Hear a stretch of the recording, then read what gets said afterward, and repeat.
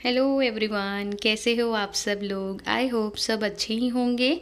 आज हम जानेंगे महमूद गजनवी के बारे में, जो अफ़गानिस्तान से बिलोंग करता था। अफ़गानिस्तान में एक छोटी सी जगह थी गजनी, जहाँ पर गजनी राजवंश फैला हुआ था। गजनी राजवंश में बहुत से शासक हुए, परंतु सबसे अहम शासक था महमूद गजनवी, जो पिता सुबुक्तगीन की मृत्यु के बाद गद्दी पर बैठा। जिस समय वह गद्दी पर बैठा उसकी आयु सिर्फ 27 वर्ष थी, परंतु 27 वर्ष की आयु से ही उसने वो काम करना शुरू किया जो अन्य कोई शासक नहीं कर पाया। उसने गजनवी राजवंश का विस्तार पूर्वी ईरान से लेकर अफगानिस्तान तक, मध्य एशिया पाकिस्तान से लेकर उत्तर पश्चिम भारत तक किया।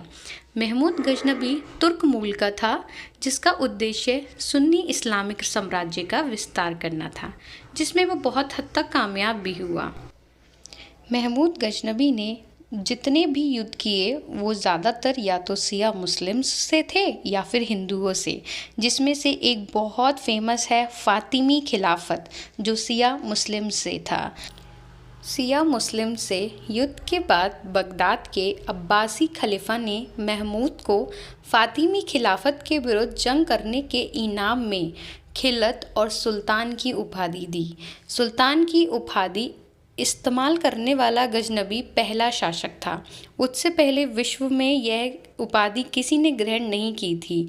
उस दिन से महमूद गजनवी सुल्तान महमूद गजनवी बन गया।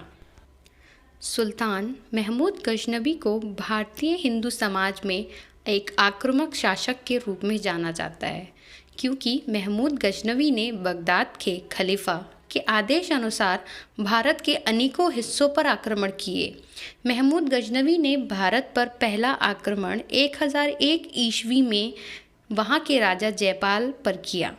जयपाल इस युद्ध में हार गए और उन्हें बंदी बना लिया गया, लेकिन वो इस अपमान को ना सह सके और उन्होंने आत्महत्या कर ली। राजा जयपाल के साम्राज्य का विस्तार पश्चिमोत्तर पाकिस्तान से पूर्वी अफगानिस्तान तक था, जिस पर अब महमूद गजनवी ने अधिकार कर लिया था।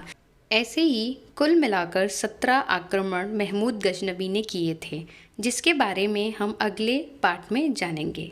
Bye bye.